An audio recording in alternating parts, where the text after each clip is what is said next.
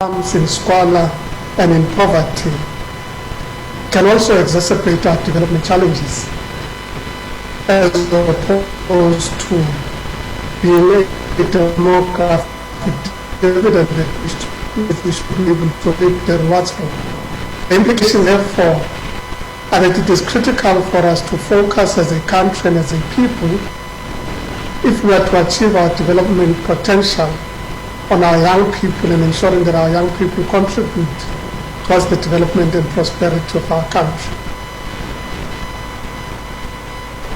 And speak for the unemployed, do not have experience that is required in many instances for access to job opportunities, and do not have the appropriate skills to be able to get into the job market or set up their own enterprises. Therefore, the concentrated focus on the youth is going to be important as we develop our province and our country. And thus our focus in the Gauteng on the TSEPO 1 million program, which my colleague Jack Kosef will elaborate on a bit later. Areas of opportunity in an array of sectors for young people in the province.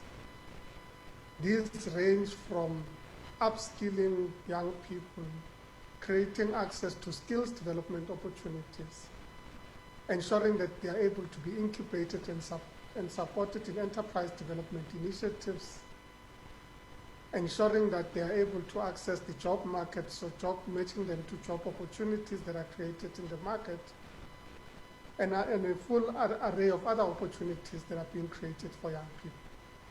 And as I said, without elaborating on this at this stage, given my limited time, we've agreed that we'll also work as a tech team, and my colleague Jack Kosef would be able to elaborate on the TSEPO 1 million program. There are also other programs that we are focused on as a department. In the area of we've partnered with the Youth in Agriculture organization in our province to ensure access to opportunities in the agricultural sector. And this would include primary agriculture.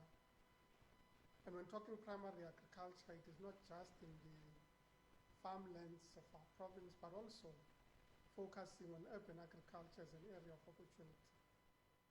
In this regard, we're also focusing on going up the value chain and ensuring that young people are able to participate in agro-processing opportunities.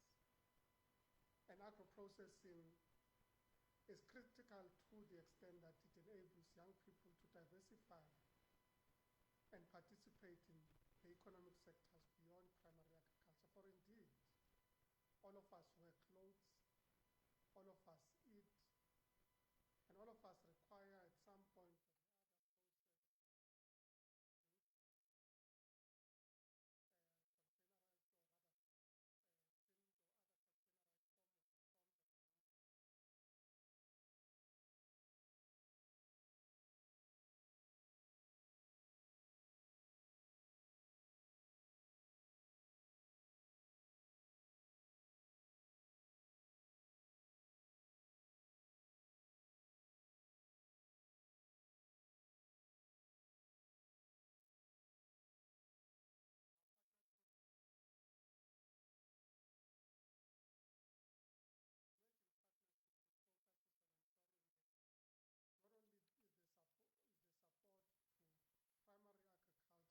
agriculture, but that there is access to markets, and that we're able to address those elements that inhibit access to these opportunities, including areas such as abattoirs,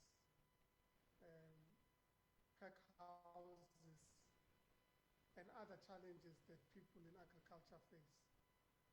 So it is a great opportunity that we believe our people can take full advantage of, in particular our young people, and as we work with the youth in agriculture in our province, we believe that there is greater opportunities for young people to fully take advantage of this.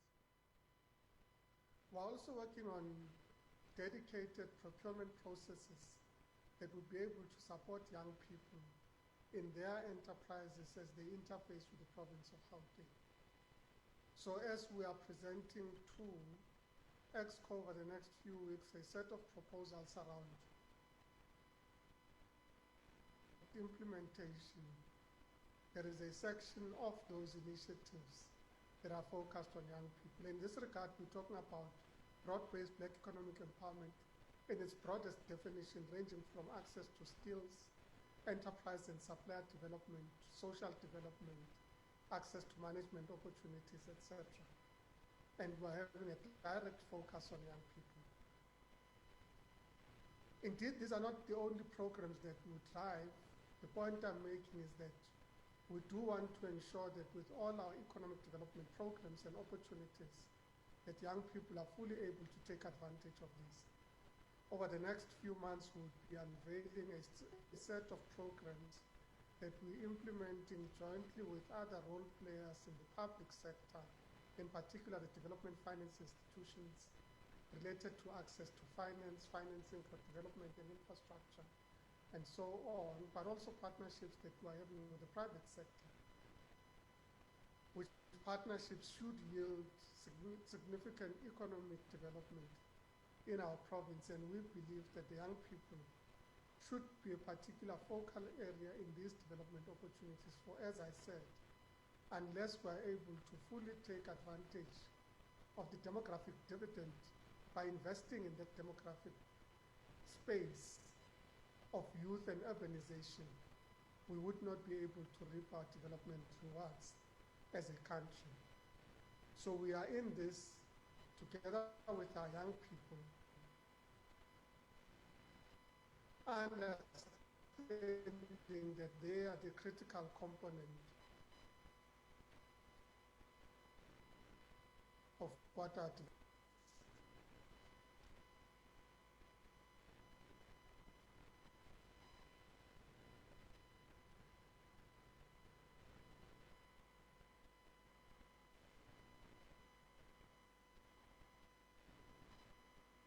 I'm sure the MEC is going to be on just now. I do ask that we become a bit patient, and then he will be streamed live to us again. We do have a phenomenal panel that is with us, which will be led by Sisanda Mbolegwa. I'll just wait on the technical team to tell us what is happening with the MEC, and they will lead us from there. The Honorable MEC, thank you very much. The MEC has said that it is critical for young people to be at the front end. Gauteng needs to champion unemployment, and many of those, unemployment is just one of the issues that young people face, and that they as a department support young people in Gauteng, and these initiatives need to specifically focus on young people. We do have some contributions that will be made, and I do hope that within the audience as well, you engage with the panel, you engage with the specialist advisor in regards to questions that you may have about TEPO 1 million, about what certain departments are doing for young people within the province. Right now, I'm not sure if technical is working on getting the MEC back. Are there any expectations from the floor so long that I can take that? What is it that you want to take out of this program? Do we have an extra mic for the floor? Okay, I'll just use this one. Are there any expectations that you have? I'm just going to do an improv and come to you on the floor. What expectations you have on the program? Here that the MEC is back, I will come back to the floor. So please do take notes, write it down, and then let us know. I'm going to stream to the MEC again.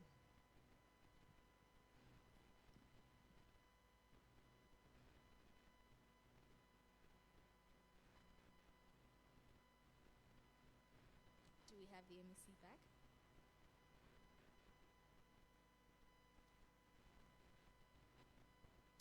All right, we will try and get the MEC a bit later whilst we are fixing the technical difficulties. But I'd like to cross over to Sisanda, who has a panel with her, very diverse in regards to politics, leadership, and we're hoping that there's going to be some really robust engagement in regards to the things that young people want to see change, in the things that young people are currently doing. We are constantly being told that young people must come to the front. Young people, you know, your tomorrow, you are young people of tomorrow. But the truth is, young people are here today. Young people are being activists today. Young people are writing, they are speaking out, and they have solutions, and they know what is happening in their country today. They are the ones that are facing unemployment. They are the ones that are writing down solutions for the future. I'm going to go to the panel discussion now, led by Sisanda Molegwa. Thank you, Sisanda. Thank you so much for that. Dumelang Sabonani Molweni, and a very warm welcome to the inaugural South African Youth Summit. Now, we are gathered today in quite a peculiar time. Not only are we living in a global pandemic that has seen the disruption of the economy, the loss of life and livelihoods, but the young people in this country are disproportionately affected by the current state of affairs. Ladies and gentlemen, and non-conforming gender bodies in this space, my name is Sisanda Molegwa. I'm a Wits BA Media and Politics graduate, and I hold a BA Journalism postgraduate honors. I'm also a former Wits SRC president and a former Sunday Times journalist. Currently, I am a master's candidate in governance and public policy at Wits, and I also currently work as a media liaison specialist in the city of Johannesburg. Now, I sit before you today because I have the pleasure of facilitating this very progressive, challenging, yet also necessary debate this morning, and you are all officially welcome. Now, a bit of house rules for my panelists. I want this discussion to be as free-flowing as possible. So even though I might direct a question to a specific panelist, if you have a bit of a brainwave or you'd like to chip in on that particular area, you're most welcome to just raise your hand or just signal to me, and I'll come to you next. So today we ask, how can we develop a South African Youth Charter that will speak to the demands and aspirations of young people, particularly looking at jobs and education in the new economy, and how to build an inclusive economy that places the youth at the center of growth. Now, to help us unpack this, I'm joined by brilliant minds who I'll start introducing right about now. To my far left, you will right, I've got Ukanakana Muzanani, who's the Wits SRC Treasurer General and Secretary of the Young Communist League. Thank you for being with us. Next to him, I've got Utepo Letia, who is a Wits University civil engineer with 7 years experience. He's held various leadership positions during his time as a student, namely the chairperson of the School Forum, the chairperson of the Civil School Council, deputy president of the Wits SRC, and chairperson of SASCO at Wits. He then further served as an SAICE, Johannesburg committee member in 2018. In 2020, he served on a technical advisory panel for the presidency and Minister of Public Works and Infrastructure. He's a current advisor to the SAICE Young Members Panel and is a Master's in Engineering Management student at the University of Johannesburg. Tsepo, thank you so much for your time. To my right, your left, I've got Mpilo Shabangu, who is a Pan-Africanist with a unique focus on the intersections of African challenges. Her work and interests include African development, international relations, women's rights, youth empowerment, and climate change. Ms. Shabangu has worked with the South African Institute of International Affairs, and she's also a Mandela Rhodes Scholar and has worked with UMUMA and serves as a steering committee member for the Nelson Mandela Institute of Developmental Studies, African Youth Network Movement. Ms. Shabangu identifies herself as a youth activist who strongly advocates for the rights of the girl child. Thank you for being with us today. Last but not least, we have Mr. Sibuyile Mahatu, who has simply asked to be identified as a black person. Now, we know young people to be thought-provoking, and with a bio like that, I'd like to start off the conversation with you, Sibuyile. Would you like to share with us why you, as a multifaceted individual, would want to be identified as just a black person, and what your thoughts are on the current state of affairs as a young black person in this country?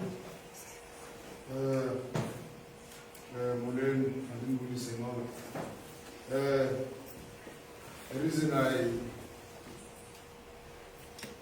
The reason I said I wanted to be just noted as a black person because I feel like that is my most proudest achievement in life, even though it is not an achievement of my choosing, but in the search of our souls, in the search of self-determination, I think my most conscious and most rigid position is that I am a black person. And everything that I do must come from that position to say that I am a black person. So it's just that, it's just me just being self-aware of who I am, what I am, and that I'm rigid, I am just a black person. And the reason why I'm facing the challenges that I'm facing here today is just because I'm a black person. There's nothing else. It's just because I'm black. What a powerful statement. Now, please just elaborate on your thoughts on the current state of affairs as a young black person. Well, I mean, you are just phrasing this question in these fancy ways. Like, as youth, as young South African youth, as black people, we know the challenges that we are facing. We know we're unemployed. We know that we are hungry. We know that we come from generations that have been living under more than 400 years of oppression. We know the problems that we are facing. So when you say I must comment on the state of affairs in the country, really, I think even your lived experiences, I comment to that.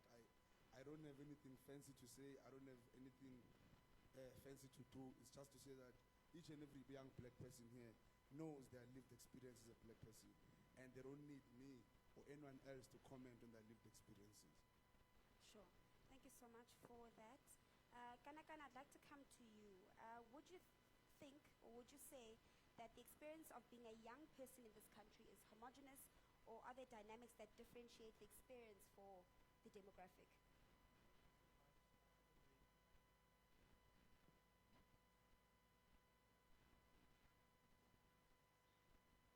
Thank you so much for this opportunity and greetings to the House at large. I think the question you pose, Sisanda, is one which speaks to the lived realities of many South African youth today.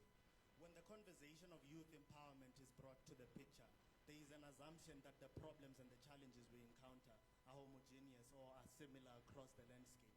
And that is the misdiagnosis that has constantly occurred, and that's the reason why today young people are still not being appreciated in terms of their problems being addressed. For instance, if we want to speak about the marginalization of the youth, we have to be honest in our discussions. I don't know, but it seems as if there's a technical problem with my mic. Am I clear? Okay, thank you so much. I'll still say that as it stands, the marginalization of rural youth is one which is of paramount importance. It's at the center of the challenges that young people in the country face. And I think the MEC alluded to it to say urban migration is one of our fundamental problems post-democracy. And if you link back to what I just identified as a challenge, you will realize that for as long as young people in rural communities are not empowered, the problem of urban migration is one which is not going to be addressed. I say this in full view that young people in rural communities have no access to technological devices, which is a very, very paramount aspect of development in society. People in rural communities have no access to basic services, yet youth in urban areas are usually confronted by issues of funding in higher education. We're confronted with challenges of maybe unemployment, but the truth is young people in rural communities are concerned about the most basic things. And it becomes a problem when you say just because the vast majority of the youth in urban communities are confronted with problems relating to the fourth industrial revolution, someone in Lusikisiki may be confronted with the same problem. So I think the problems facing the youth are not homogeneous.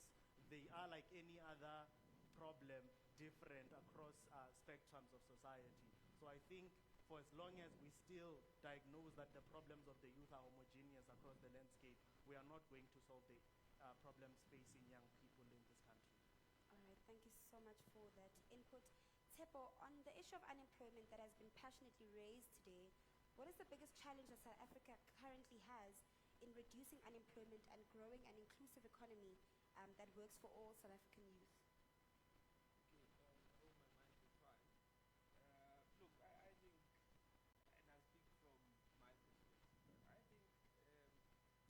of infrastructure is one of the most underrated challenges we have. Is the mic okay?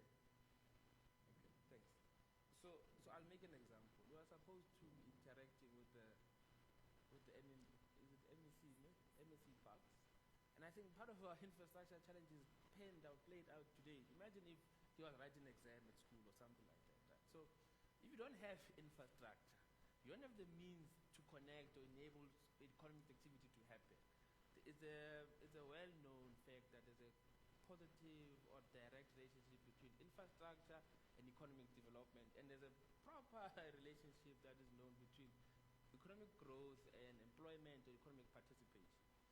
Look, I was called to order or cautioned the other day that maybe the youth does not want to be employed. I think the idea that we coin our issues around youth and employment, maybe it's better off to speak about youth participation in the economy. Because not everyone wants to be employed, and I think the youth of today have shown us through their influencer gigs, through many other ways they're trying to participate in the economy that I don't want to maybe sign a time sheet, right? So maybe there are better ways of engaging the youth in terms of just coining it in terms of employment. So I would not know, maybe the economists will tell us how they would measure economic activity, but I don't think the goal of South African youth is to be employed. Want to participate in the economy in whatever form, in whatever fruitful manner, right? But I think the one of limiting us to be employed, I think it's quite a bit backward. Actually, I think that's still provoking. I don't think anyone's ever thought of it like that. We speak of youth unemployment with the assumption that people want to report to someone at work, but as we're seeing, the youth is actually creating avenues for themselves to sustain themselves and their livelihood. So I think that's a very important one there, Tshepo. Thank you. Mbilo, I'm going to come to you. With the frustrations and challenges that we see are faced by young people today, where would you place the role of gender? Because more often than not, we speak of youth unemployment and how it disproportionately affects the black youth. But the question of gender and the importance of that gender divide is usually left out of the equation. So I want you to speak on that, and what are your thoughts on that particular aspect? I think the issue is that many a times when we are having these issues, they normally boil down to race, right?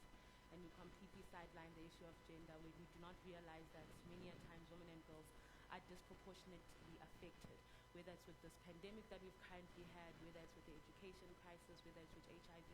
Women and girls are always disproportionately affected. And I think it is important that when we're having responses to these issues, we have gender-sensitive issues. And I think maybe that's one of the things we're not really considerate of, right? So let's focus maybe on education. We don't necessarily tune in to many of the factors, right, that cause girls to stay at home for. So we know one of the things that came up with the pandemic is the issue of unpaid labor. So if somebody is in at home, or if somebody has lost a job, we know that it will fall either on the woman or on the girl child to be able to step in and make sure that things in the household are still functioning, that the younger ones are being attended to, right? Not only that, we know that violence and harassment is a huge issue. In schools, they have been raising issues about how girls have been requested to have sex in exchange of their marks, or for them to be able to progress to the next grade. So we never actually realize these issues and try to address them individually. And I think to have a very broad umbrella approach is very much what's affecting the girl child and the woman from being left behind, right? And then I also think at an economic level, it is important that we realize that women are very different. I think the second panelist spoke to this.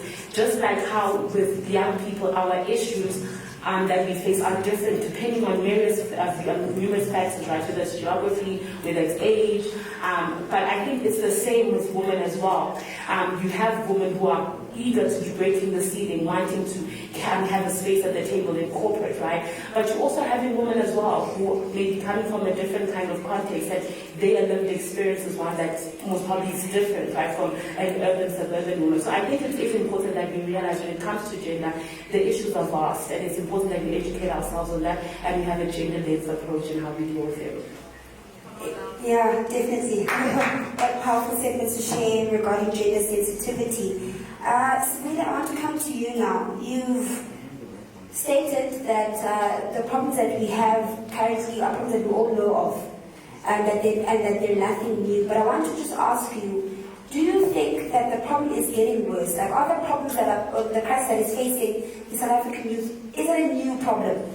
Now, the stats currently sit at 7 out of 10 young people being unemployed. Has it gotten worse over the years? I know government and certain statisticians are blaming the pandemic, but I'd like to think it's not a new problem, this question of unemployment. Do you think the problem has gotten worse over the years, and who do you think we can sort of blame for that? Okay. The problem is not the pandemic. I want to put it to you like this. The problem is vision. First and foremost, the government, the current government, since 1994 till today, lacks vision. So before you can even speak on anything, before you can speak on infrastructure, before you can speak on employment, you must have vision. Now, if you look at Singapore, Japan, Korea, if you look at all of these countries that have a similar history to South Africa, when they got independence, right, these countries had one vision, and that vision was to industrialize. So if you have a vision, you say like, okay, the vision of South Africa is to now industrialize. Now we can even go back to the definition of what economics is. Economics is an optimization problem of what? What to produce, how to produce, who to produce it for, and when to produce it. Right?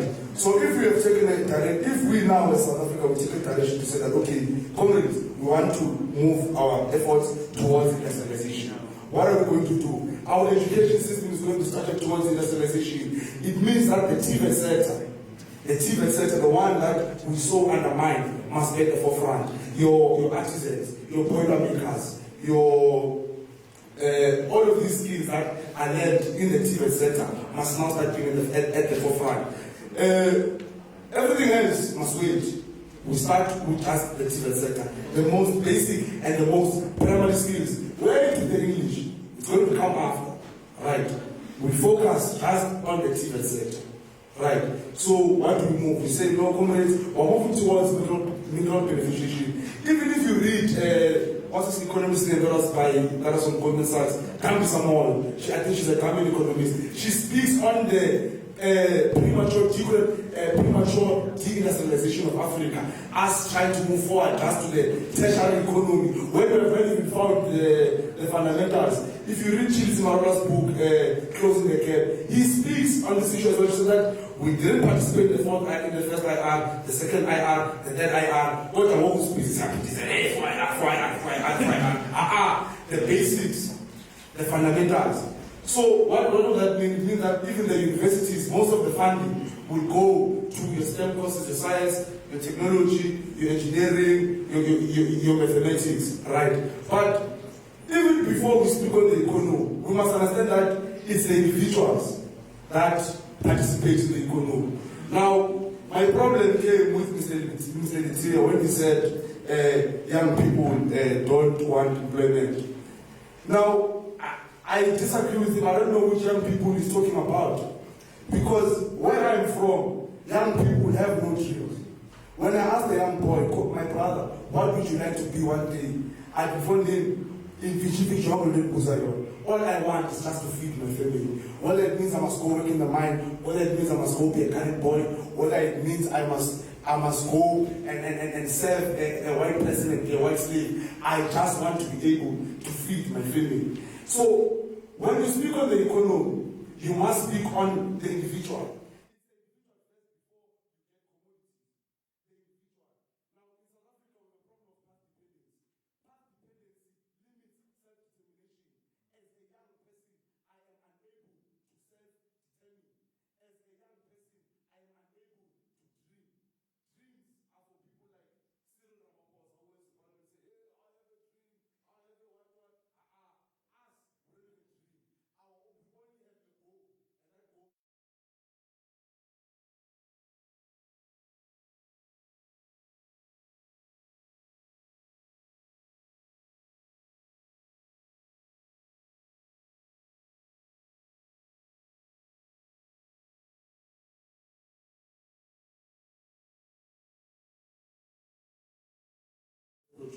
For us to buy toilet paper in this country, we must get someone to take it out on 10. So you can't say that let's say the government and all of these companies, they are saying that the problem is now, it's the pandemic. No.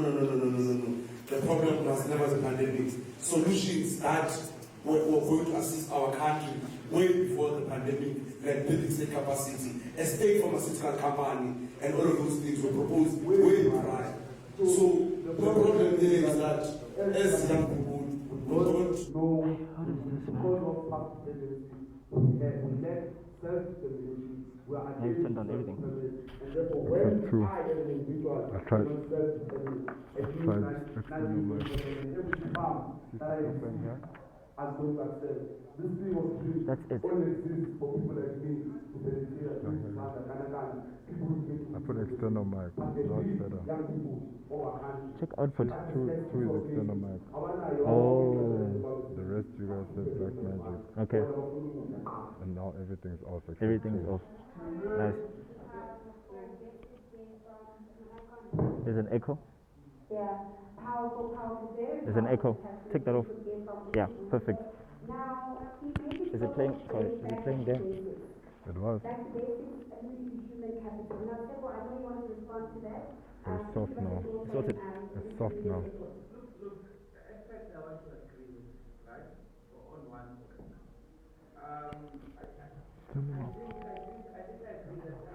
Yeah, when our controls here, it goes up. See when it, yeah. Even though it's actually complex, we all knew that there was about food, housing, and things like that. And then we moved from activity to, I think, gear. We knew that whether we disagree with gear or not, we knew it was about black people participating in complex and things like that, right? Then we moved from there to Agisa. Agisa, we might disagree with it or agree with it. More about boys, the middle class, having a mid-range and things like that. We knew what those things were. Since then, we then moved to what we call the NDP, right? Since the NDP, there is no, in my opinion, right, there's no clarity of vision as to what is it that was supposed to do. The NDP does have targets, and by the way, we missed all of this, right? Till now. One of the funniest targets is unemployment rate. I think the NDP targets that by 2020, the unemployment rate in South Africa should be at 14%, and we know that we're far from that. We targeted that by 2030, we should be at around 6%, and looking at the trajectory, for us to get there, it will take a miracle. Right? So, but I'm just saying, I agree with him in terms of that there's no sense of a common understanding vision of a kind. If you ask a boiler maker or a teacher or someone even in government, what is it that South Africa is trying to do? If the blood, for example, were to industrialize, right? We'll agree that I'm going to industrialize. If I'm an engineer, I'm going to build infrastructure that we can industrialize. If I'm a teacher, I'm going to ensure that I produce the next layers of learners who can get to one particular vision. But we don't have one consolidated, commonly understood vision as a country. So everyone is trying, and we're taking chances. When there's a new MEC, there's some new policy, when there's a new president, old dawn, new dawn, some put else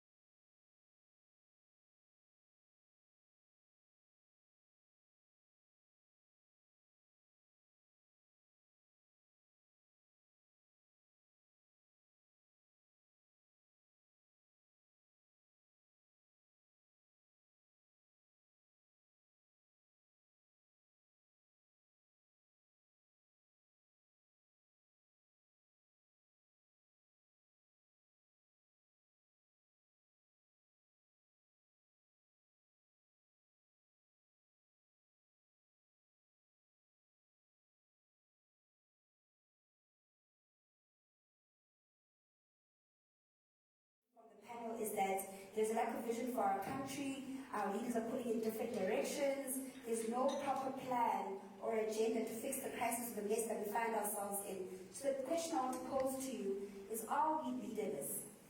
So I'll start with you, Ganagana, and then I'll proceed to you, Bigo. You know, firstly, I just want to agree with the chairman on something, right? Our people are much more concerned about where is their next meal going to come from. And this is substantiated by the words of Lenin, where he says, after political ideology, post all isms, our people are much more concerned about their stomach being full.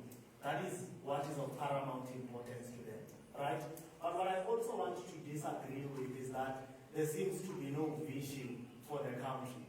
I think there is a properly documented vision for the country. What I'm much more concerned is the political will to actually pursue such a vision.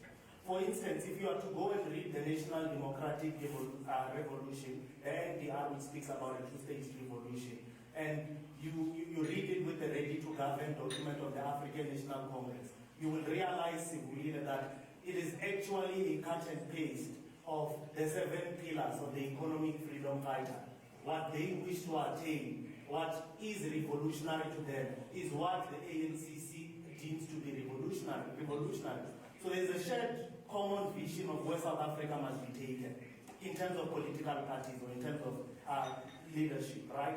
But in governance, there seems to be a totally different strategy. Because post-94, the same ANC government that taught us about the NDR, that taught us about the ready-to-govern document which seeks to build state capacity so as to ensure that the state creates jobs, goes and says we are going to outsource the mandate to create jobs to the private sector, which in my own opinion is a total deviation from the documents that we were prescribed when we had to take our government. But nonetheless, I think what is important is understanding that higher education in South Africa as it stands does not even speak to the demand that is available in the economy. You are producing so many graduates that can't go and actively participate in the economy simply because the higher education model is not equipping them with the necessary skills. So that's where the conversation of the skills revolution is of paramount importance. That's where we need to go back to the drawing board, empower TVET colleges, build more artisans, capacitate the youth so as to ensure that they create jobs for themselves or they sell their labor and actively participate in the economy. But yes, we do have a leadership crisis. Everyone cares about their stomach. No one has the political will to advance the life of a black child. As it stands today, we are sitting with a crisis of 74.3% youth unemployed. You are sitting at 68% of black youth not in education, not in employment, and not in training. So we are sitting on top of a burning crisis. There's no political will. I mean, it's even Youth Month, and you look at the government, you look at the NYDA, and you realize that all these initiatives, it's just dialogue, it's just talks, but there is no will to actually put the issues of young people at the center. There is no will to say to government, but you're not implementing. By 2030, you had promised us that the racial inequality in this country will be non-existent. Poverty will be down. Youth unemployment will be down, but instead we are seeing an increase. What is the plan? And I think maybe it's only fair to also make the assumption that as young people, we are not angry enough. As young people, we are not saying to government, look, you've promised us certain things, you are not coming to the drawing board, we need to take action against you. We are not holding our own government accountable. And that is at the center of the problem. Thank you so much, Ganagana. I think that is, in fact, at the center of the problem, but I just want to pose this in connection with the question I was going to ask you of, are we leaderless? People often say the youth is not angry enough, the youth is not angry enough. But what do we make of that statement when we see burning ties at the beginning of every single academic year? What sort of anger are you wanting to see from the youth? People are already putting their bodies on the line year in and year out to fight for the same financial and academic related challenges of exclusion. But yet again, we have the audacity to say that young people are not angry enough. So I want to see in which form or shape do we want to see this anger taking place in connection with our leaderless.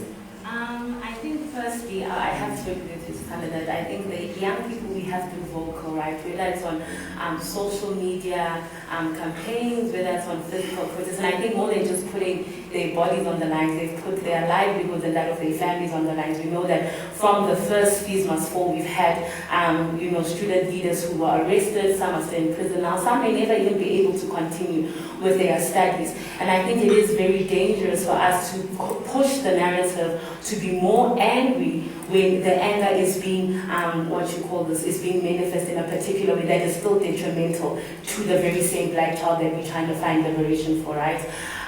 So yeah, I just wanted to speak on that quickly. Then on the issue of are we leaderless, I'm not too sure, right? So I'm not really a political person, I'm more in the development space. And so I want to just steer the conversation towards that direction in a bit. I think we do have leaders in that they are present in certain positions, but I think the issue for me personally is that our leaders are working in silos, right? As I believe, something that both Kanakana and Tepo mentioned is the fact that there are these various pockets of great ideas, great initiatives, great projects that are happening, but they all are existing individually. And I think this is where also now we have to call into question the role of civil society as well as the role of private sector, right? We know that economically, the economy is held, right, in the hands of a small minority, and this is a reality that is also influencing, right, how it is that the market is structured, how exactly employment happens. But I also think that because there is this individual working, we're not necessarily, finding ourselves that we are able to have, let's say, for example, the Table 1 million, right? We're not able to have an initiative that could be scaled at a national level and could involve all stakeholders of society. And I think this is what we need, because I also do believe, and maybe I'm just crazy, it is unrealistic to believe that government alone can solve all the issues of young people. And I think that's why we also do have to take up agency to say, if you are in the development space, if you are in private sector, how are you contributing to this issue? But also I think it is important that when it relates to the issue of education, because that informs unemployment, right, we need to be thinking of more innovative education models.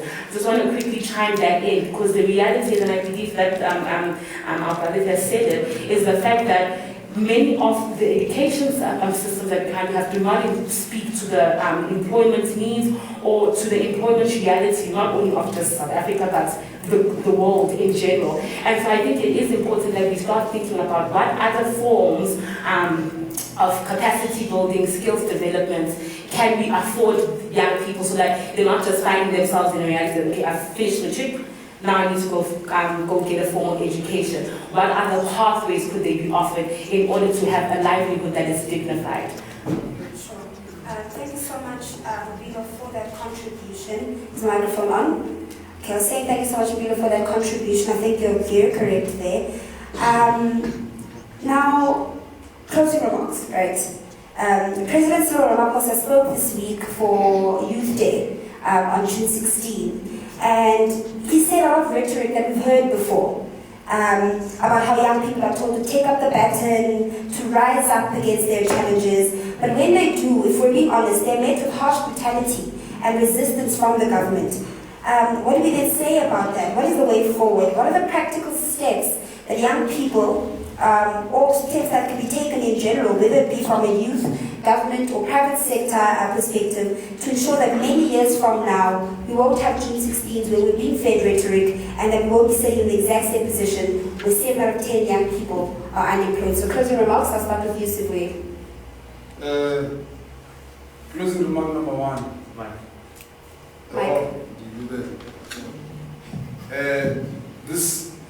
This thing that Itema and Bulani is the problem of the youth today. You go on social media, you see someone writing a statement after 13 years of looking for a job, I found a job and then you will see people commenting and clapping. Hey, we are so proud of you. You've been patient. What madness is that? It's madness. The fact that we can celebrate that someone took 10 years to get employed, to exist, to be able to put food on the table, 13 years to eat, we must be clapping hands. And this is why I'm saying the problem that the youth of South Africa is facing here is hope. It's hope that because there are people who were waiting 13 years, maybe in the army, years or children, whatever. It's hope that maybe I will be picked. There is no hope for you, young person. There is no hope for you. Biko said it, Fanon said it, Shaka said it, Tinan said it. There is no hope for you, young person. And you see it even here in these memes that people put on social media.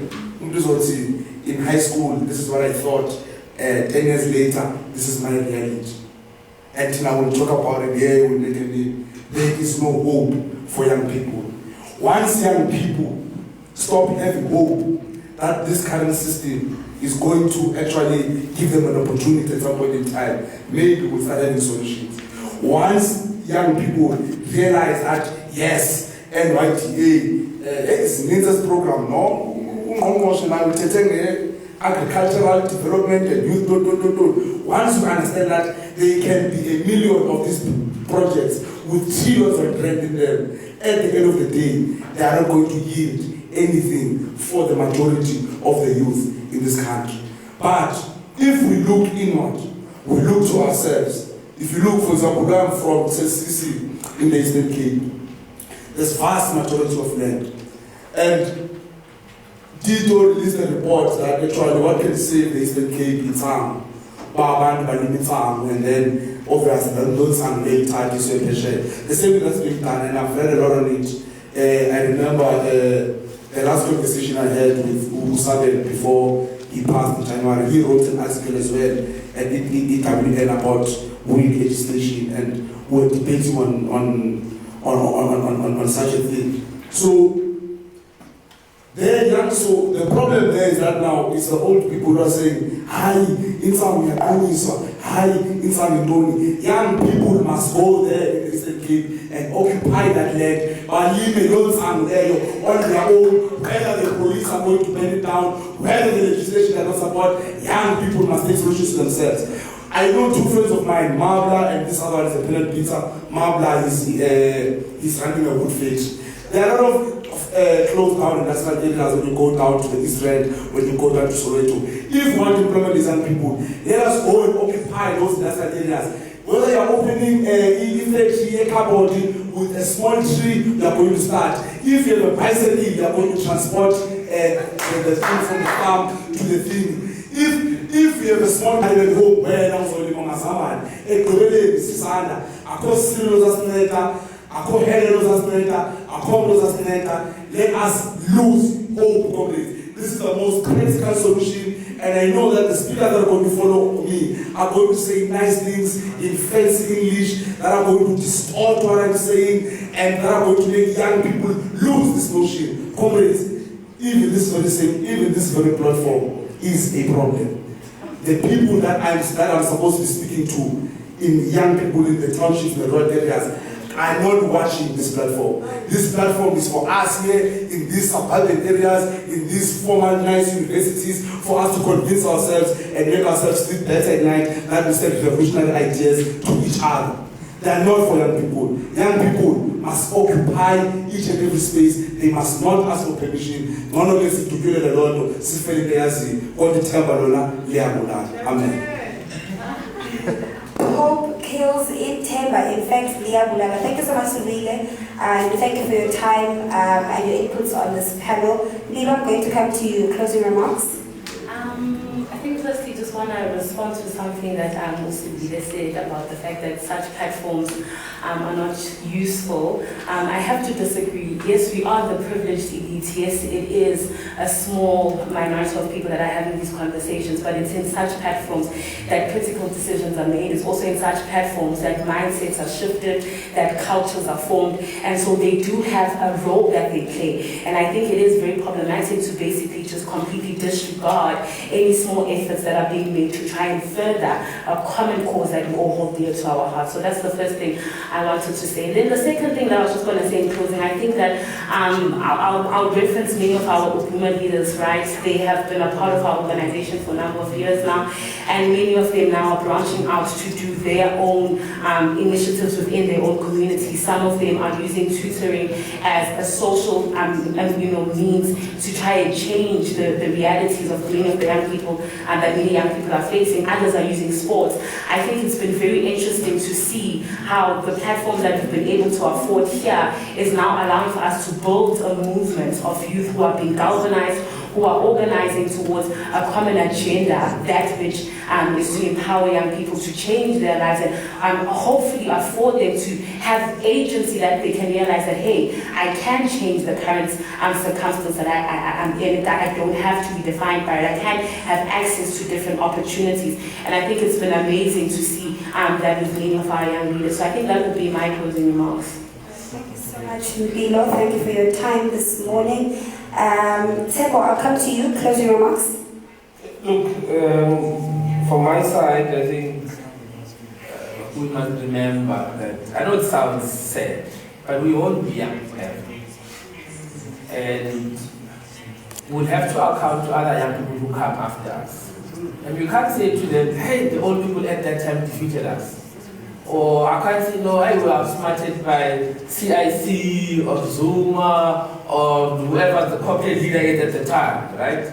Essentially, as young people with our challenges, we still have a responsibility to win, so I don't pass on our problems to the next generation. So we can't complain. If there are challenges, they're there. But we must win. You can't say, no, it was hard. No, we are going to be the people who must count later in the future. We must not forget that yes, the challenges we are faced with are here for us now, but we'll also have a responsibility beyond that, right? Two, look, I think the privileged also have a responsibility. We started a small initiative, I hope it's going to fly, where we're saying engineers must adopt a what? Where you know the water issues of that world, you know the infrastructure issues, you are better positioned to help. If you're an accountant, you must adopt a spaza shop or a mechanic because you know how to do the books, right? There's no point for you to go to school and only to work for KPMG or somebody else, right? You don't say government, don't say drill, don't say CIC or whatever. I'm saying you have a skill that you have learned through NSFAS or whatever. Your only contribution can't be employment at a corporate firm, right? So I'm just saying, all of us in our professions, in our space, in our privileges, we must go do our part in whatever way possible. I think that's my closing remark. Thanks. Sure. I really believe that everyone has a role to play, and the future will only be changed if each and every one of us plays a role actively in changing the landscape that we want to see tomorrow. So, Kanakana, closing remarks? I think colleagues have largely covered me, but I just have two remarks to make. I think what is of paramount importance is understanding that the youth must organize.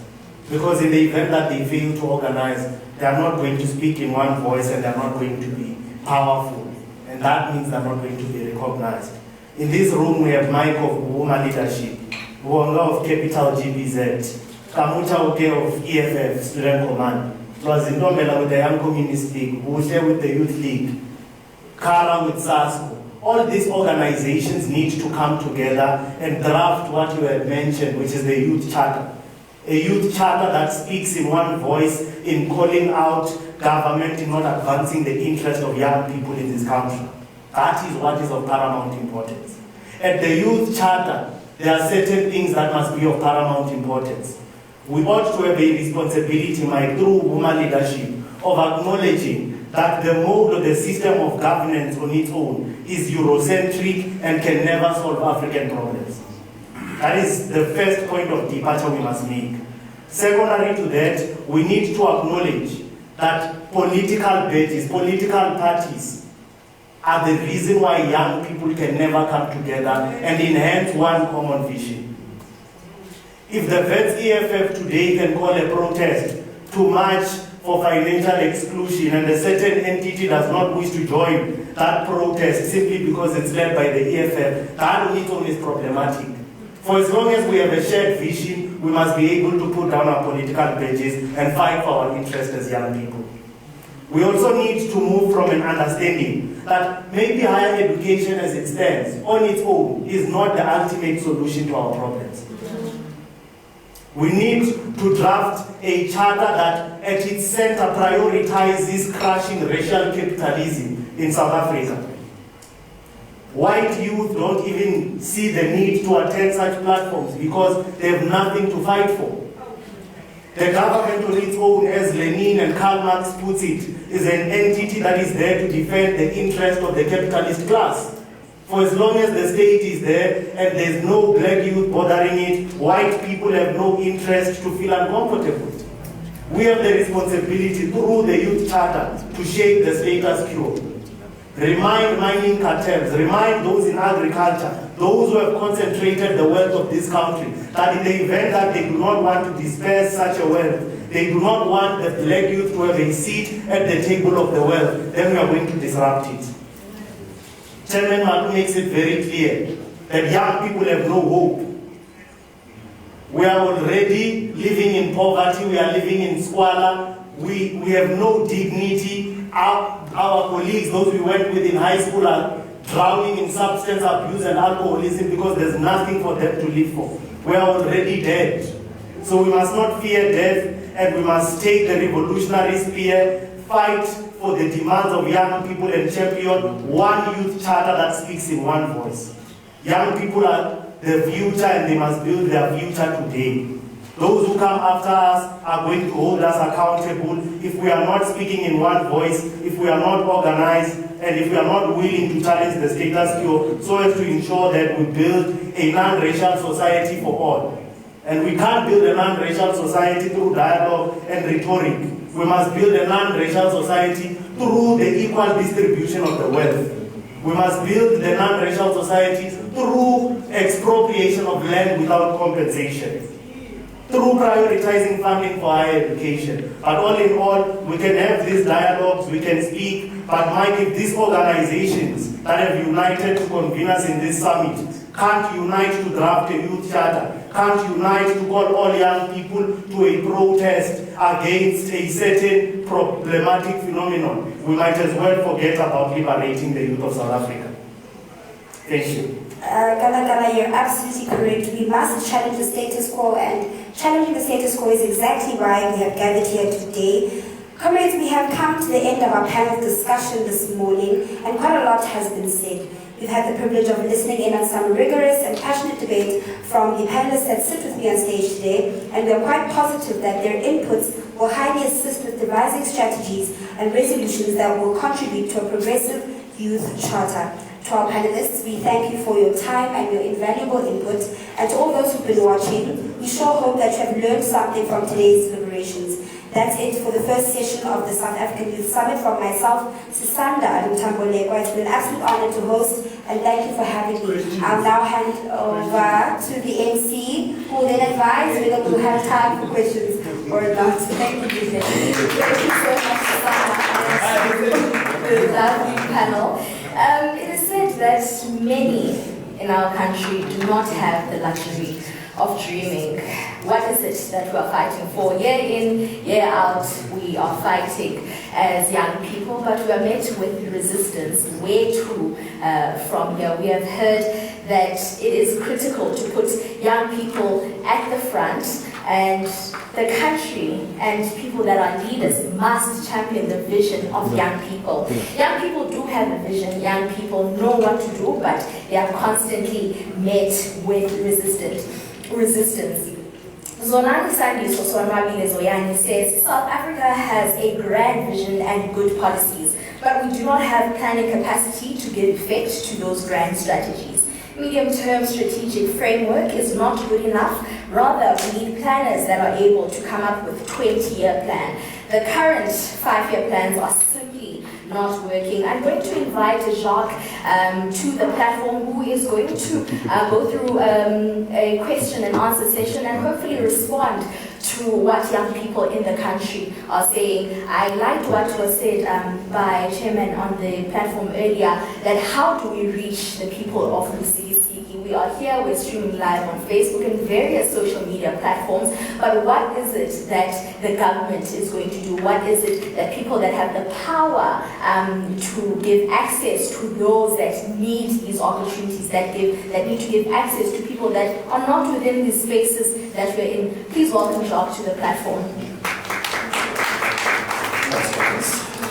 Jacques, so you are going to respond. May I please note hands from the floor if you have any questions.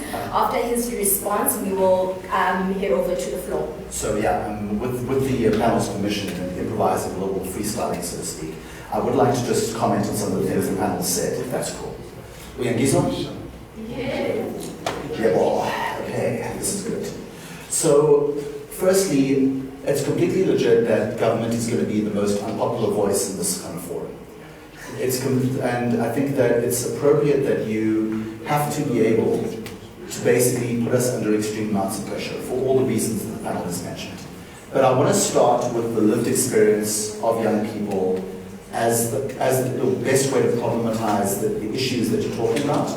And I actually want to start with Seppo's example of the queue outside the construction site, because that's both a real example and a very important, actually, metaphor for the way the whole problem is shaped up and why we have 7 out of 10 young people not being able to participate in the economy. So, in that queue, you're going to find people with different circumstances. There's going to be people that dropped out of high school, and we know that between 3 and 5 out of 10 people that start in grade 1 don't make it all the way through. Even if they make it through to matric, half of those that get a matric are not going to be able to find a job. And maybe some in the queue got a university qualification or a TVET qualification, but it wasn't designed for the trade that they're going into. It wasn't designed properly, as you were saying, and as a result, they can't apply it. So they're standing in the queue, looking for what is effectively unskilled labor.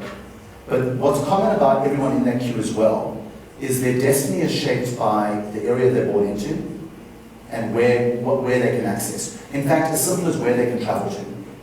If they need to be able to get a job, they need to be able to afford the transport costs to get to and from that job. That factor alone can be a barrier so insurmountable that even if they've got the ability to get other jobs, they can't reach and access those jobs because where they can afford to live isn't close enough to be able to afford to travel to that job. They would be spending more on an entry-level job more on transport to an entry-level job than they would earn from that job.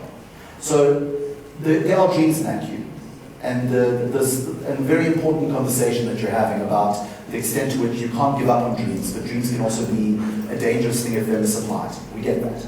And I think the point that you're making, which is very solid here, there are barriers to all the dreams in that queue. The people in that queue are not all showing up because they want to be laborers on a construction site. Some of them might want to be in your industry. Many of them just need something, as the colleagues were saying, that fill the stomach, that actually support the fact that they can see another day, that they can feed their families. Now, the key thing that government systems can do is break down barriers. How do you break down the barriers to those dreams? And really, the points that you're making are that the dreams in that queue can be realized if the right enabling is there. And you all want to see enabling at different levels, and that's also legit. You want to see industrialization at a strategic scale that opens up a whole lot more pathways for the young people that are in the employment queue. So I would argue the industrial master plans are an important start towards that, but you're absolutely right. They've got to be aligned with all the other things the government does, including the training system. Barrier number 2, the training system is broken. So this is an area that I think we can be a lot more honest about. At the moment, we've got a universe of qualifications that are very certificate-driven.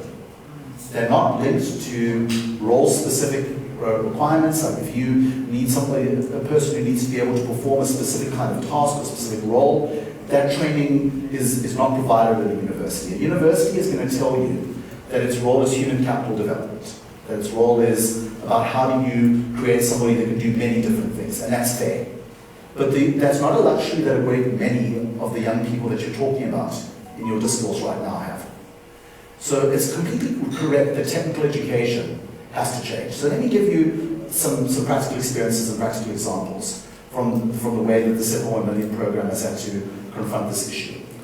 Most TVET qualifications don't include enough practical for the young people that achieve them to be able to be placed into a role where they can actually use those tools. So, for example, if you're trained as a welder or a boilermaker, your training is largely theoretical. You get a little bit of simulated. You knock on the door at a construction site, they're going to tell you, sorry, you need 3 years experience, otherwise I can't insure you. Or how do I know I can trust you, etc., etc. So it's back to the problem of the queue.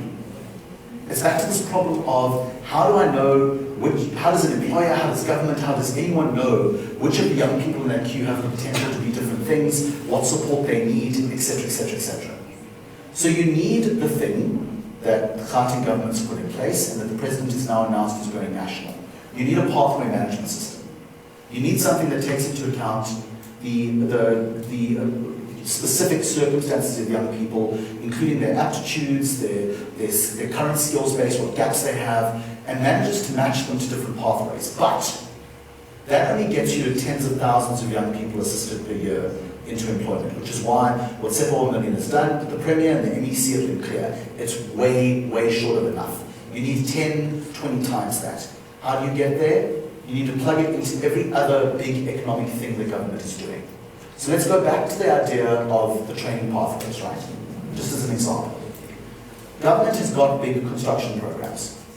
We're building one of the largest things the country has ever built in the Tshwane Automotive Special Economic Zone. Ford is going to be making 200,000 Ford Rangers a year there in 2022. Site is being built at massive speed, far faster than South Africa has built anything in a long time. And given the usual mode of operating, given the standard practice, young people wouldn't be given much of a chance. You would go to the same old companies and the same people that you know you can trust because, guys, we have deadlines, Ford is threatening to pull the investment, we can't take chances, you understand. No, you can't understand, because even in that program, we made a very specific commitment to say that 47% of the contracting, we tried to get to 50, but we wound up at 47. 47% of the contracting has to go to local SMEs. Now, this is critical for youth because it's those SMEs that are going to be most likely to give young people their first opportunity. If you look globally, the overwhelming majority of young people that move into employment start either their own livelihood, as many of the panelists have said, or they work for an SME. So when we talk about the fact that we've got TVET qualifications that aren't connecting to the marketplace, when we talk about the fact that young people are isolated through transport costs, through the geographic dislocation of townships from where jobs are, one of the first answers has got to be unleash the township economy. No question. There are 500 to 700,000 informal businesses, usually one-man, one-woman shows, that are operating in Gauteng at any given time. If each of those could get access to opportunities, either run by a young person or employing one or two young people, you would significantly reduce by over half Gauteng youth unemployment. What stops us? The regulations that surround the operations in townships, the regulations that inhibit their economic diversity are way, way too high a barrier. Most township-based businesses are keeping their head just about above water and then drowning once or twice a month. For them to be able to employ, they need to be swimming and prospering and be able to really bring people on board. So the more we enable township-based businesses across all the high-growth sectors to be participants in the economy, then that huge labor pool of young people with all of their dreams, with all of their issues, with all of their barriers, can be assisted to access with those SMEs. That's an important first step. Practical example, let's go back to Sipho's Q. There's a program that's now been initiated. It's designed as a prototype, but it can scale pretty quickly. It's called Install, Repair, Maintain. What is it? It's responding to this very issue the panelists raised. Kids coming out of TVETs, as I was mentioning, mismatch between their qualifications, what's required on site. Most of the firms that work in the trades in South Africa have got this kind of cappuccino structure of the market. You've got white-run, white-owned kind of contracting entities at the top. Those are the guys whose names are on the side of the bucket. You've got a whole lot of older black men, some black women, mainly older black men, that are actually SMMEs. And they sit on the back of the bucket. They're the brown part of the cappuccino. They're the semi-skilled and skilled workforce that operates and supports those the actual deployment of work. They're the ones who actually do the work. So the bucket drives up, the guys that do the work are SMMEs that sit on the back. Those SMMEs are township entities. If you empower them to become suppliers in their own right, to become entities in their own right, SMMEs in their own right, and you make it a condition that of your support, that they give young people from TVETs their first chance to get real technical experience, that's a very powerful double hit to empowerment. And it's exactly what we're doing in the Install, Repair, Maintain program. Right now, it's small. Scale it. Help us, support us to scale that kind of intervention, and it changes the game. Now, that's one kind of gig economy. Because you times that by hundreds of thousands of SMMEs, you've changed the conversation. And you're starting to force, as Placia and Pamitana and several, and Bully's point, you're forcing changes on the training system. You're forcing changes on the way that TVETs and technical colleges respond to the needs of the economy. Now that's one kind of gig economy. The other kind of gig economy is important. And I know I'm with you, and I know Shivitz Mawala quite well, so I appreciate the points that you're making that come from this book, and he'd agree with you. We have been sidelined in the various industrial revolutions to date. Now, what we can't get away from is that many young people, including in this room, are going to find a path into the economy that involves them working from a laptop or a desktop, only partially from the phone. And you are dead right. The fact that the MEC could not connect properly is an indictment. We're sitting in one of the countries that shows very high, on paper, internet connectivity, but 70 to 80% of people in Gauteng only have internet via their phones. So from my perspective, and from the perspective of the MEC's office, getting a real program around connectivity and around gig economy going is important. So watch out for us over the next few months, because we're going to be bringing you a very different version of the Akazi Labs. Because the Akazi Labs to date have not been successful. We set these things up to be township-based points of connection where young people could connect with the digital economy. They haven't been nearly up to the task. So we're now converting them to say no. There's a pilot, another small one, in Senawani, where we are actually gathering young gig contract workers, digital contract workers, and giving them access to hot desks where they can run a small digital business. The Akazi Labs have got to be a hub for that kind of thing. They've got to, you times that again by tens of thousands, hundreds of thousands. You give young people access to data and connectivity, you've got a real chance to actually create a meaningful gig economy universe. Last point. You're sitting at the beginning of a new era for the African continent. And I know the African single market seems like a distant thing right now. That thing, sure, it's signed by old men.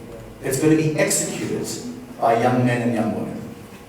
The youth are going to be the people that participate in the value chains that bring that thing to life. And you've got to start thinking in terms of how do hundreds of thousands of South African-based small enterprises create linkages into those value chains. Part of the answer lies in the industrial master plans that your government is doing. Scrutinize those things. Look at those things. They've been agreed between government, labor, industry, but you as youth have the biggest stake in their success. Engage with the thing that is in front of you. And here's my parting shot here, because you spoke about the need for young people to really have constructive channels for their anger. So I was privileged enough to do my grad school in the States, and one of the lines that often gets repeated in African American political discourse is from Shirley Chisholm, who was one of the first African Americans to run for presidency, and she was a member of Congress, a member of the New York State Legislature. But she had a great line. She said, "They don't give you a seat at the table, you bring a folding chair. You bring a chair, but you're still at the table. You're not burning down the table, you're not destroying the table, you're creating a new way for the table to work for you." And to use another old American political aphorism, if you're not at the table, you're on the menu. Don't be on the menu, change the table. Now, attack me by no means. Thank you so much, Jacques. Now is the chance. I'm going to take maximum of 3 questions because we are going to be heading into lunch soon. So may I please note some hands before Jacques runs away? Because when you have the moment to ask these questions and hold them accountable, we must make sure by all means that we do that. So I'm noting 1. There's a question on the side. Oh, okay. So there's 1, 2, 3 questions max, guys. We are going to be running into lunch, so please do take it over, please. Thank you. A reminder that Jacques is the Senior Advisor in the Economic Acceleration and Special Projects. It is very important for us to make sure that how do we reach Lusigi? How do we make sure that the economy is not just stimulated because we are in Johannesburg, we're in the hub of things. How does it work for the young person in areas that are not within this space right now? So first question, Solami.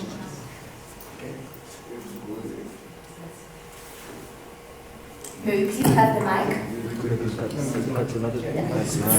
Oh, Oh, you can use that one, okay. we're not going to see him.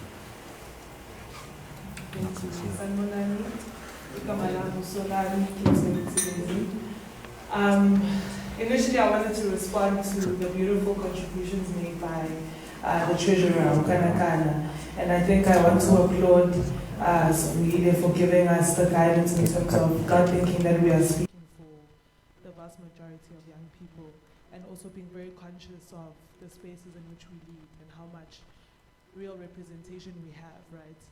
But before I get to that point, I'd just like to highlight that I'm extremely triggered by the kind of mansplaining that has been happening. I mean, I feel very undermined as a young person being sent this man by Parks to come and invalidate and come and mansplain the issues that the entire panel has come here to diagnose and to seek solutions from, right? And he's speaking about an economy that he has never participated in himself. He has no capacity to speak on behalf of our issues. And I have a problem with the 94 settlements, negotiated settlements that we find ourselves in now as young people, where the ANC failed to smash the state, failed to separate the settlers from the governance that we have reimagined. And that is why we are wasting jobs, employing settlers to give us our own experiences again, to come here and then reinstate the truth. So what I want to ask for is that today was the first day we understand, but from now on we don't want to be guided by settlers in this thing. We are here to fix our black issues as young people. They are very, very decisively black issues. We are, the turnout in this room is a testimony to that fact. So whoever's going to be sent to us must come from our community, must look like us, and must have our experiences. Please, do not trigger us. Okay, now I want to go back to that point that I was making where TG, you said young people are not angry enough, right? And I don't think it was accepted well from the panel, but I get what you're trying to say in the sense that it is always a certain group of young people that are entrusted with the burden of the anger, right? And on behalf of the rest of the young people. And we find that as student leadership on campuses, whenever we have problems and we want to lead people to protest, it is extremely, extremely hard to gather those numbers. It's extremely hard because young people generally are not uncomfortable enough to bring themselves to the ground, right? And that's why will always be sacrifices. The fact that the majority of the youth would rather attend a lecture, would rather try hard to exist, even though it's unbearable conditions that they live under, right? So we must stop entrusting the rage with student leadership to the extent that tomorrow when we have a protest, they'll say, Kana, you were late, you didn't come when you sold out. But young people themselves don't have that culture of accounting to each other and saying, Chief, you went to a lecture when you were busy on the ground, making sure that next year you don't have an issue with returning to lectures. So that is, I think, the sentiment you were coming from when you were saying young people don't have the anger. They don't have, and I'm not saying it must manifest itself only in protest, but I'm saying there must be some sort of activism generally among youth, not to entrust leadership or not to entrust a certain kind of young person to be angry. So there does actually need to be a consciousness among us as young people. Young people don't come to political spaces. Is it because political spaces are not conducive? We'll take that, but also because they are not bothered enough to stand up for their own issues. I submit.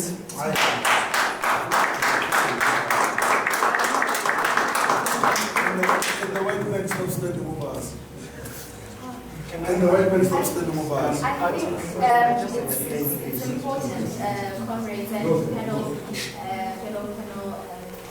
members, that we all engage in a robust manner, but it's also important that we express our grievances, that we express whatever that we are going through as a collective within the room in such a way that is understandable for everybody, so that by the time we leave, we know that we are unhappy with certain things. We know that we are able to change and fix moving forward. I do ask for respect amongst comrades and around the room as we move forward, please. So we are going to have two more questions, and then a one minute response from the office of the MEC. So I do plead, comrades, this is supposed to be robust, uncomfortable, yes, conversations.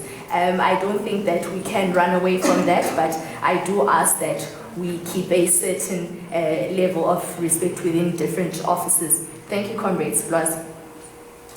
Thank you, Nat. You know, my whole life I've been called as an individual who's problematic. So even now I might be problematic. I have a problem with all of these panelists here.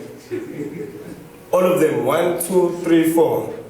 When they spoke, they didn't give us any solutions to the problems that we have. They only gave us rhetoric. They told us our problems. When Viola was starting off at the beginning, he told us, good, there's no need for this thing. And throughout the session, most of you just told us what is the problem, and then you went on to give us a political lecture that we didn't need. So when we came here, I wanted to understand how we're going to dismantle the status quo. Yabo? How are we going to move away from trickle-down economics, which tell us what McDonald's must come into South Africa and hire our people so that they can pay them minimum wages? That's what I wanted to hear from all of you, comrades. I also wanted to hear how we're going to dismantle the oligopolies that run the economy of South Africa. That was what I expected to hear when we came here. Not our problem started when what must we do about those problems. Not what our problems are. We know what is thinking as it. I also wanted to know how can the government assist us and other organizations into assisting small and medium enterprises in this country. For instance, in this country, before I even say that, I wanted to also know how can we start a process of deregulating, especially for small and medium enterprises. For instance, in this country, it takes you 3 months to get a water license, by the way.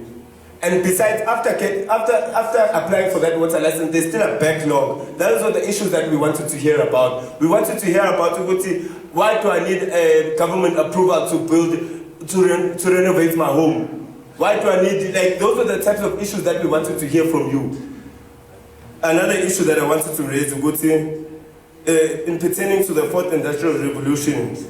We wanted to hear how the 4th Industrial Revolution can alleviate our problems of today. Not you're going to tell us we must go back to the 1st, 2nd, and 3rd Industrial Revolution. How are we going to go back to all of those revolutions? How will we use our economics of scale if we are going to go back to all of those industrial revolutions? Not to go to all of the 1st, the 2nd, and the 3rd. We didn't go through them. Yes, we didn't go through them, but we must use now the 4AR to build our infrastructure, to industrialize our economy. Those are the types of answers and questions we wanted to hear from the panelists, not to go to the NDR, the engineering, all these other issues that we're hearing today. So, the only solutions I heard from the panelists and the gentleman here in black, well, we must take bicycles, go to some manufacturing place, and that was one of the solutions. The second solution came from the gentleman there, which was talking about engineers going into AMA wards. So those are the only solutions that we heard. Most of the solutions that I heard today, whether you like it or not, came from this individual man here, this white man. Whether you like it or not, he told. Yes, we must be honest with ourselves. No, but don't police my engagement. Don't police my engagement. So whether you like it or not, he spoke about many issues. He even spoke about the township economy. That's what I thought, Uti, we were going to hear from you today. He spoke about Uti, how we can. He said, I don't know if it is organization or whomever is representing, how they're going to install not mobile, but those new laptop places. I didn't hear properly. Hot desks. Hot desks. Yeah. So, a question that I do have, because I don't have a question for people who didn't give us any solutions. So the question that I'd like to ask is, how would you then propose, Uti, when we do? Because if you went to these townships, you know, there's not much land that you can work with. Like when you come in and out, there's only one road. You can't even renovate a house because there's only one road. The road that was there was for the white policemen to come patrol if you are in your house or if you are doing something funny during apartheid. Those are the only roads that are there. So how do you then say, how do we then industrialize and bring the economy to the townships so that we can even move away from this transportation cost that we are facing today? So how do we bring the economy there without how do I term this properly? But anyways, what I want to ask is how do we bring the economy there so that we do away with all of these problems that we have today, taking into account the infrastructure that is there? Thank you so much with the questions from the floor. I'm going to head over to Jacques. We have cut into almost lunchtime. I'd like to say thank you so much to the panelists, the Honorable MEC, the Specialist Advisor, and to the audience for participating. I think one thing that I can say about young people is that even in uncomfortable situations, we must know what we are fighting for. That is the most important thing, that the reality is there and we must validate those realities. If I say, I'm Namshaba, I come from this township, and the most of them is when I step out, those are the issues that we need to be honest about. Even the debates that we have, we need to be honest about them, about our realities from the different places that we are from. So over to you, Jacques, and thank you so much for joining us. And then after that, we'll head out to lunch, and then I'll direct you what we'll do afterwards. Thank you. So I think it's important maybe just to put up front, what I'm representing here aren't my views. My own views aren't really that relevant. I'm representing the views and the programmatic kind of direction of the Gauteng provincial government. So what I bring you is the collective kind of effort that goes in that direction. I think the important consideration, and the points about the township economy are critical. So let's be practical for a moment. There's two ways that we're, as the government, unlocking that particular kind of space. The first, I'm sure you've heard about, and I hope that you'll participate in the legislature's consultations on this, is the Township Economic Development Bill, which is short to all things are being equal, become an act. So the act really is about how do you solve some of the problems that are being raised from the floor. How do you actually change bylaws, change regulations, change all the zoning rules, etc., that have held back townships from moving from dormitories for labour to becoming diverse industrial zones? Because that's really one of the important things that has to happen. And so the Act does that, and we can explain in number 4 of exactly in much more detail how it does that. The second big issue, which MEC mentioned, is access to financing.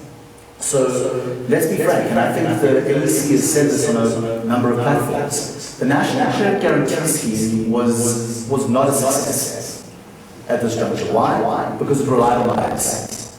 It relied on the banking system being able to work effectively with small enterprises of all sizes, and that never happened.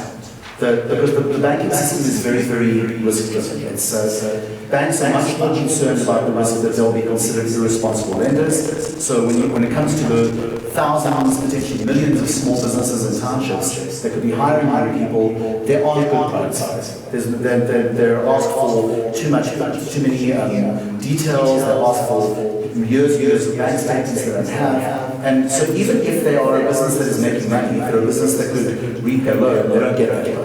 They don't get access to that. So the way to solve that problem is really to follow the lead that's been charted by people like the Black Business Council and say, no, don't use banks. Let banks contribute to big money, but let people who aren't banks, that know how to work with and lend to small businesses, take the lead. So let me give a very good example that links to one of the examples that the colleague raised before.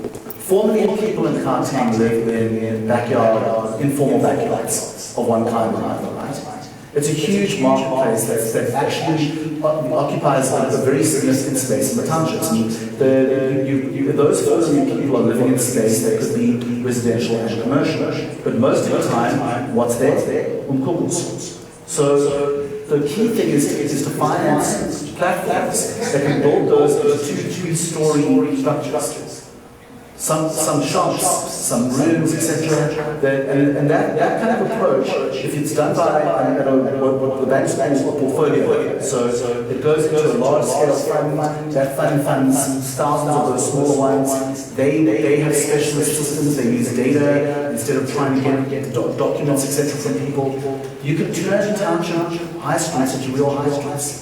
You can have real space to operate, and then if you add to that the township industrial estates, if you add in the financing for entry-level agriculture linked to agro-processing, you tie that into our special industrial zones, you start to get a real systematic way of uplifting the broader space of the economy. You do that, the people that are going to benefit the most are young people, because that's where that huge pool of youth labour and youth potential self-employment is sitting ready to step up. And we've got to accelerate this. You can't have a situation where this kind of idea takes 20 years, because by that time teams are lost. And the young people of now are middle-aged people who never got a chance to be fully employed and basically are forever without jobs, which is a much worse situation. And so I think the government owes you a great deal, and will continue to owe you a great deal. I think there are some difficult conversations that you are provoking and need to provoke. I think the questions about the training system are very real. You're very recent products of that system, or some of you are still in that system, and you need to be able to really confront its deficits. And what I could say to you is, where government is really on your side, is in really doing everything that is possible to bring together all the systems in a way that coordinates to serve you as youth constituency that's looking for opportunity. So when the President announces a pathway management system, don't just see this as another government initiative. See this as a thing that starts to connect the dots between all the different pathways young people can follow. And the Presidency learned this from what we've done in Gauteng. Is it a comprehensive solution to the problem? Not yet. Could it be? Absolutely. And it's going to be about how we work with all the different players that are trying to find meaningful action for you. And I think the activism you've displayed, the passion you've displayed, there's plenty of constructive pathways. And though you may choose not to believe it, we as government are listening. Thank you, Josh. I'd like to now hear the spokesperson of the ANC, Mr. Soyang, just for a few words. After that, we'll be breaking into lunch. Thank you so much. We'll be breaking to lunch, and lunch is COVID safe. It's being packed. It's on my left. You'll see that there's a layout there, and I would ask that everybody be back here by 25 to 1 for our session. Thank you. Thank you. Greetings, colleagues, and thank you for the robust discussion. My name is Leori Soyakis. I used to be a youth leader in my days, so I understand the environment. And Jacques, I didn't take it personal either. We do talk about him being the only person in the office, so he understands. But I just wanted to say that in the fight, let's make sure that we don't play the man. We play the ball. We came here as part of support staff for the MSC. He couldn't come physically because there's a case of a COVID between the staff in the office, and he felt that to be safe and not to spend a long time with which he wanted to, that he would then participate eventually. So I'm just saying that he didn't send Jacques to speak on his behalf. Jacques was going to explain further the issues of CEPO 1 million, but also just to say that we have come through the office, the NEC started in December, and the clear mandate from the Premier is that we're not developing new policies. What we're looking at is what has been developed already and try to unpack it going forward. So we're trying to destabilize the economy. And I've already promised to Mike yesterday, I said to him, we want to have engagements beyond today. So I would leave it to the organizers to give you feedback on some of the solutions that we have proposed and that we're working on going forward. In the next 2 weeks, we are probably going to announce a partnership that is meant to cater for the SME fund, young entrepreneurs in particular. We are also paying close attention to the Tshwane SEZ, where Ford is building. We can tell you already that young people in the areas of Mamelodi are benefiting, not cents, but hectic stuff. And those will be announced. Above 500 million has already been set aside to benefit SMEs. And we are looking at replicating the same model whereas we look at other SEZs that we have within the 5 corridors. So I'm just trying to say that we are moving on the practical side, less on the rhetoric, and we'll give you feedback as time goes on. Thank you very much.